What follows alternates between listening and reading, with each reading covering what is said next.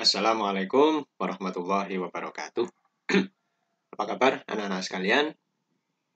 Mari kita lanjutkan pembelajaran kita PAI dan Budi Pekerti kelas 3. Kali ini adalah perilaku terpuji, yaitu ikhlas dan memohon pertolongan. Apa itu ikhlas? Apa itu mohon pertolongan? Kita lanjut ya. Ikhlas artinya tulus hati atau bersih hati. Lebih lanjutnya adalah ikhlas ini menjadi syarat. Syarat suatu amal diterima atau diridhoi oleh Allah.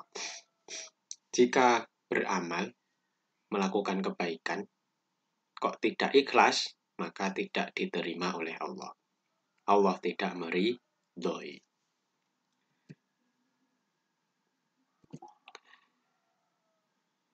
Beramal dengan ikhlas artinya mengerjakan suatu kebaikan dengan niat dalam hati, dalam pikiran, bahwa kita itu niatnya hanya kepada Allah. Hanya karena Allah, hanya demi Allah. Untuk memperoleh ridhonya. Bukan pahala, tapi ridho dulu. Pahala itu hikmahnya. Jangan sampai kita punya niat pamer agar dapat pujian dari orang-orang. Jangan, itu sudah tidak ikhlas namanya. Apalagi kalau ditambah dengan kesombongan, nanti tidak diridhoi oleh Allah. Contohnya, ketika kita sholat, ya harus ikhlas. Ikhlas demi Allah. Bukan karena takut dihukum, bukan karena biar dikasih hadiah. Ya ikhlas saja karena Allah. Maka Allah akan memberikan kebaikan juga kepada kita. Dengan cara-caranya Allah. Kita tidak tahu bagaimana nanti Allah akan memberikan balasan kepada kita. Ini juga ikhlas belajar. Kalau kita ikhlas demi Allah ya dalam belajar, maka Allah akan memudahkan belajar kita, ilmu kita bertambah, diberkahi. Sebaliknya kalau belajar kok karena takut dihukum ya, karena harus disuruh-suruh macam-macam biar dapat hadiah atau uang ya, maka itu kurang barokahnya ya. Kemudian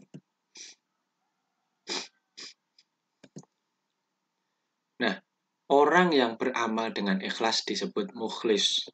Kalian mungkin pernah dengar di surat Al-Bayyinah itu mukhlisina lahuddin ya, orang yang ikhlas.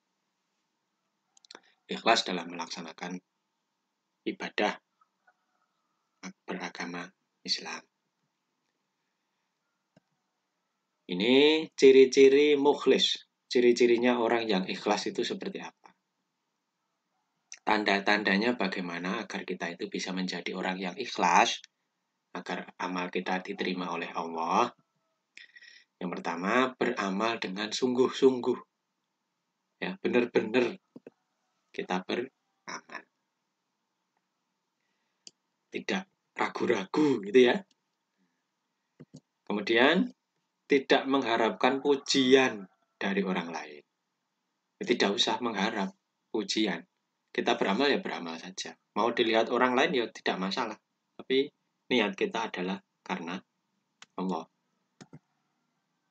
Jika tidak mengharapkan imbalan atau pamrih. Nah ini juga penting. Ketika kita sholat misalnya, jangan nanti kalau sudah sholat aku dikasih uang ya Bu. Itu tidak usah diucapkan. Ketika kita niat sholat ya niat karena Allah.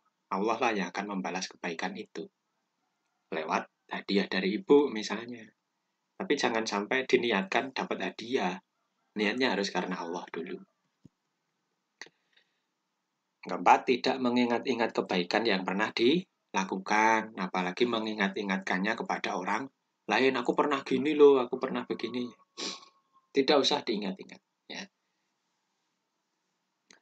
Malah bisa mengurangi keikhlasan kalau sampai diingat-ingat, bahkan orang lain dikasih tahu begitu ya.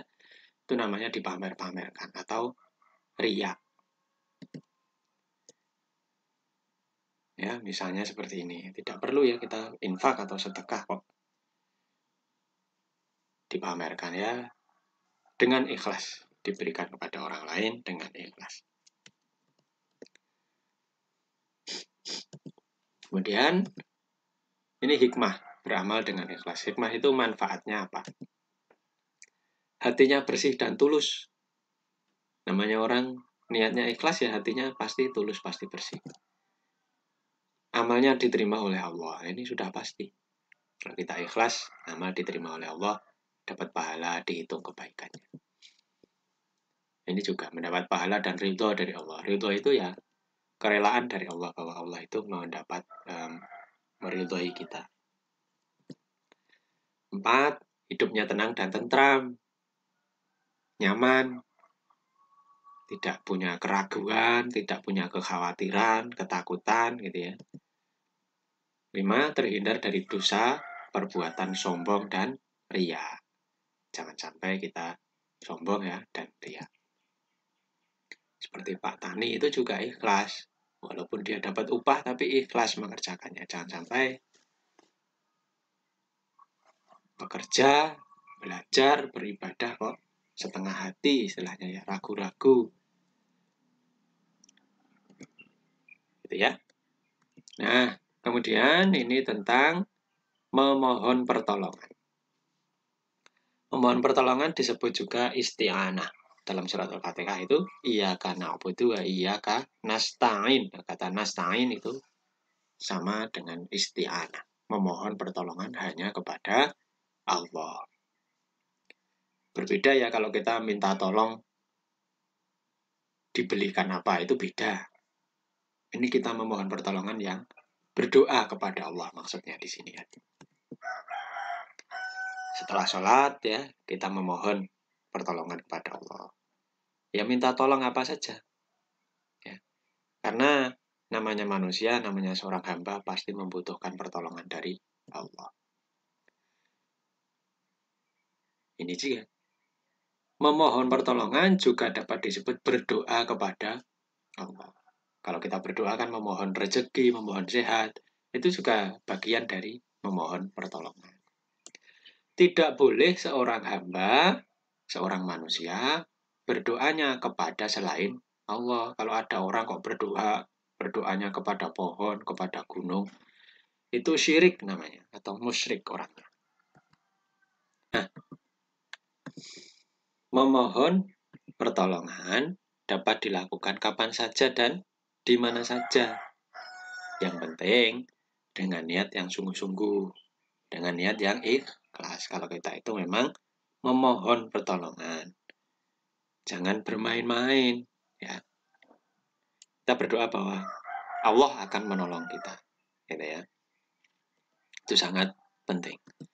Jika seorang hamba berdoa dengan sungguh-sungguh, maka Allah akan senantiasa mengabulkannya. Karena Allah itu Maha Pengasih ya, Maha Penyayang.